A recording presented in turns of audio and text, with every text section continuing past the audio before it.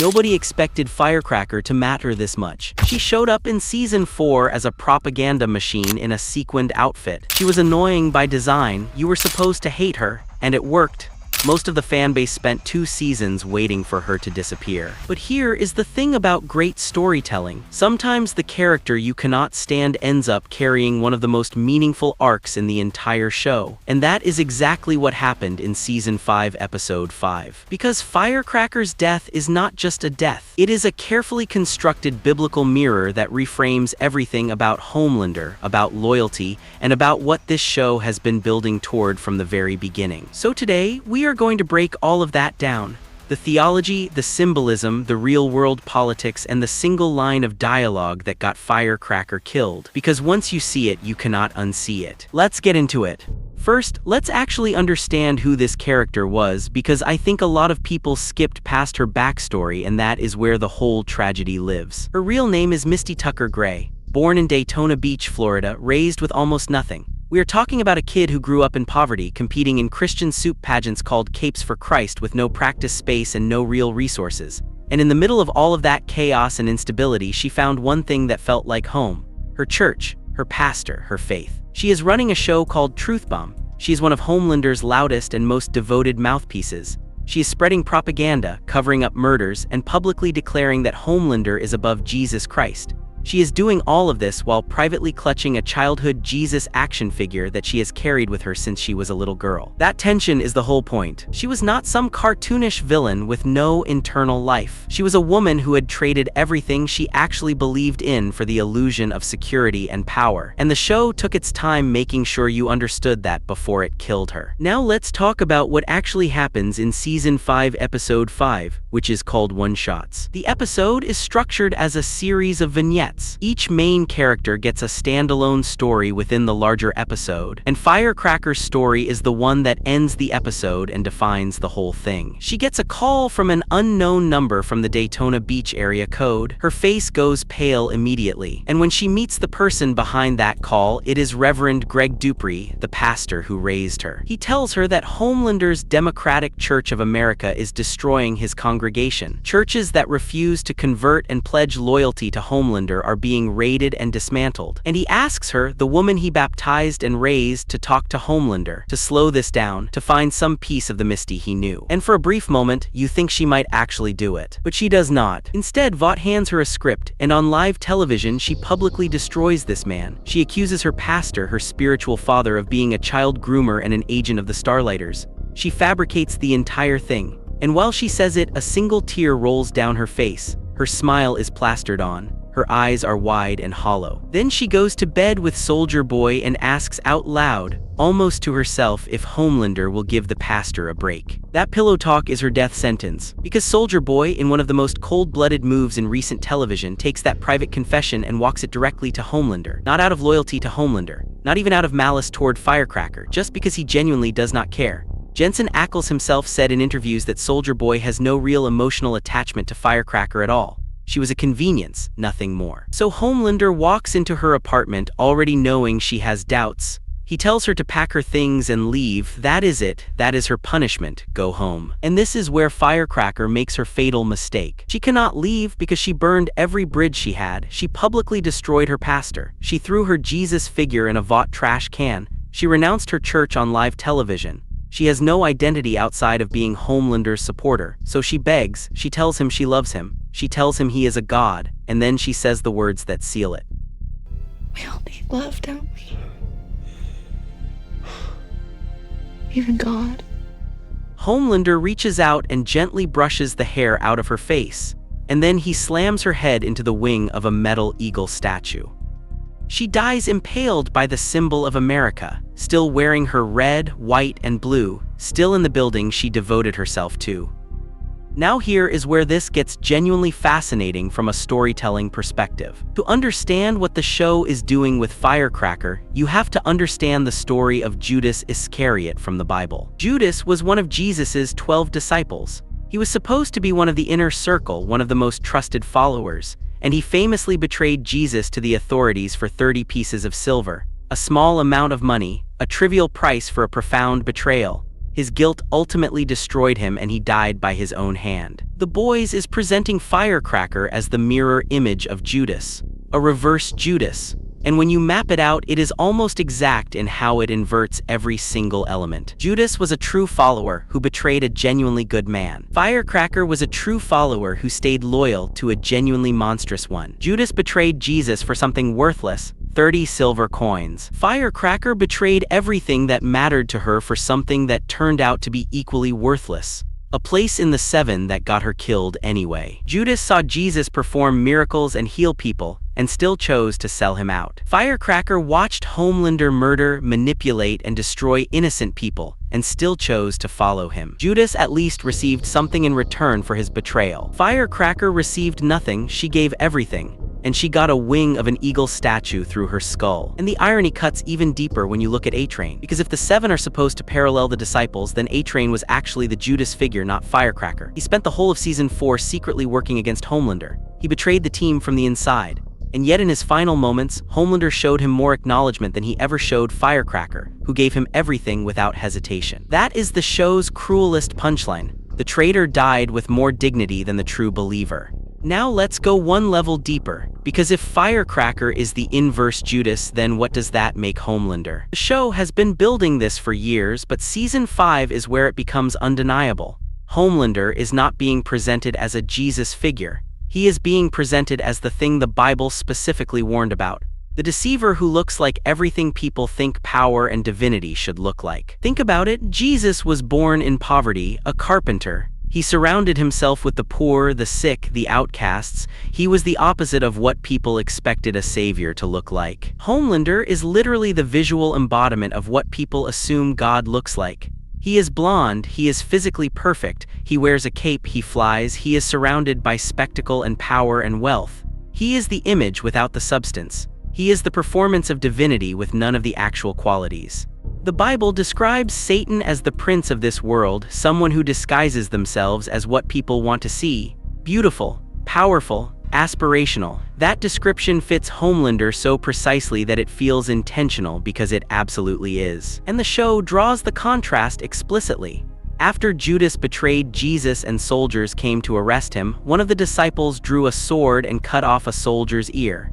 Jesus, even in that moment of crisis, healed the man's ear. He showed compassion to the people who had come to destroy him. Homelander kills the people who are the most loyal to him. That is not a small detail, that is the entire thesis. Jesus sacrificed himself to save others. Homelander sacrifices others to serve himself. Every person who has devoted themselves to Homelander is either dead or on a countdown. Stormfront, Maeve under duress, Translucent, the Deep who has been terrified for years, and now Firecracker. Here is the part of this that made the internet lose its mind when it came out. Showrunner Eric Kripke went on record with The Hollywood Reporter and TV Line explaining exactly what inspired Firecracker's arc. And he was not subtle about it. He compared Firecracker's trajectory to figures like Megyn Kelly, Lauren Boebert, and Pam Bondi. Women who aligned themselves with a particular kind of political power, compromised their stated values to maintain access to that power, and were eventually discarded or humiliated by the very machine they served. And his quote about the dynamic is worth sitting with. He said, and this is paraphrased, that the pattern is Trump demanding ultimate allegiance, making someone compromise every value they have ever held and then kicking them out into the cold. And then he added that it does not matter how much you give up because nothing will ever be enough. Now the show has never hidden the Homelander-Trump parallel. Kripke has confirmed it in multiple interviews across multiple seasons. But what Season 5 is doing is showing the downstream human cost of that dynamic, not just the political implications. The personal, spiritual, psychological cost of hitching your entire identity to someone who views you as disposable. Firecracker is not unique. History is full of people who served powerful and morally bankrupt leaders with absolute devotion and were destroyed for it. That pattern is so consistent it barely qualifies as a pattern anymore. It is just the operating system of authoritarian power. Let me focus on the actual mechanics of why Homelander killed Firecracker in that specific moment, because I think this gets misread constantly. Most people assume it was the affair with Soldier Boy, and yes, that factored into it. Homelander is competitive and possessive by nature, but that is not what pulled the trigger. The actual cause of death, and I mean this both literally and thematically, was We all need love, don't we? Even God. Here is why that sentence was devastating to Homelander on a psychological level. Homelander's need for love was not something he developed naturally. It was engineered into him by Vought, built into his psychology at the laboratory level. And he knows this. He's humiliated by it. The one thing that has consistently got through his armor throughout the entire series is when someone points out that he needs love, that his hunger for approval is a weakness, that beneath the God complex there's a terrified, lonely child who just wants someone to genuinely care about him. Stan Edgar used it against him. Ryan's rejection destroys him more than any physical attack. Soldier Boy's indifference chips away at him constantly. And when Firecracker said, "Even God needs love," she was, without meaning to, telling him two things simultaneously. First, that she did not actually see him as God because she used the hypothetical form rather than saying you. If she had said, "You need love," she would have been addressing him directly. But even God needs love treats godhood as a concept, not a specific person standing in front of her. Homelander caught that. He absolutely caught that. Second, and more devastatingly, she was telling him that his weakness would never go away. That no matter how powerful he became, no matter how many people knelt, no matter how godlike his ascension, the need for genuine love would remain. And he already knows deep down that no one in his life actually loves him. They fear him. They perform love. But genuine love, the kind that does not come from terror or calculation, is something he has never had and will never have. And Firecracker, the one person who was actually being sincere, was also the person he was about to kill. That is the real tragedy of the scene. She was not lying, she did love him. In whatever broken, dysfunctional, psychologically tangled way she understood love, it was real. And that realness was the most dangerous thing she could have offered him. Because accepting it would have made him vulnerable, it would have made him human. And he cannot be human anymore, he has to be God, so he eliminated the evidence. At the time this video is going up, The Boys Season 5 has 3 episodes left before the series finale on May 20th. And Firecracker's death is not just a standalone tragedy. It is a signal. Homelander is no longer operating with any rational self-preservation logic. Killing one of your most devoted and publicly visible supporters is not smart politics. It is not good optics. It is the behavior of someone who has fully crossed into a different mode of operation. He is not playing the game anymore. He is ending the game. The show has been telegraphing this. Earlier in the season, a character warns that if Homelander truly starts acting like a god, he will start killing like one.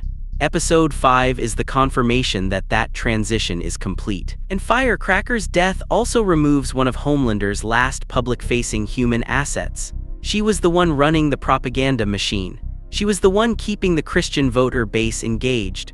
With her gone, and with the Homelander Bible Project stalled, there is a genuine structural crack in his operation. Which means the final 3 episodes are not going to be about whether Homelander can win. They are going to be about whether anyone can survive him long enough to stop him. Before we wrap up, I want to spend a moment on the visual of the death itself, because the production team absolutely did not choose that eagle statue by accident. Firecracker dies impaled on the wing of an American bald eagle, the national symbol.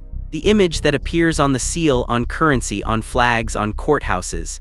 And she is killed by 2 men, Homelander and through his betrayal, Soldier Boy, who both wear eagle-adjacent iconography on their costumes. Critics noted after the episode aired that this was a deliberate piece of symbolism. Firecracker spent her entire adult life serving a particular vision of America. The patriotic, Christian, powerful, exceptionalist version that she broadcast every night on Truth Bomb. She believed in that version, and it literally killed her. She was impaled by the thing she worshipped. That is not subtle, that is The Boys doing what The Boys does best, taking the metaphor and making it completely physical. So what is the takeaway here? I think The Boys at its best is not really a superhero show. It is a show about power, about who holds it, and about what happens to the people who dedicate themselves to powerful people who do not deserve that dedication. Firecracker is the clearest articulation of that theme the show has ever given us. She was not a good person, but she was a person. She had a history, a faith, a community, a genuine attachment to something real. And she burned all of it for someone who never valued her, never saw her as anything other than a tool, and who disposed of her the moment she became more trouble than she was worth. So what is the takeaway here? I think The Boys at its best is not really a superhero show. It is a show about power, about who holds it, and about what happens to the people who dedicate themselves to powerful people who do not deserve that dedication. Firecracker is the clearest articulation of that theme the show has ever given us. She was not a good person, but she was a person. She had a history, a faith, a community, a genuine attachment to something real. And she burned all of it for someone who never valued her, never saw her as anything other than a tool, and who disposed of her the moment she became more trouble than she was worth. The reverse Judas framing works because it shows the horror of devotion directed at the wrong person. Judas's story ends in guilt and self-destruction. Firecracker's story ends in being destroyed by the person she was devoted to. Different mechanisms, same outcome. Both stories are warnings. And the show is telling us 3 episodes from the finale that this is still not over. There are still people in Homelander's orbit who have not been destroyed yet.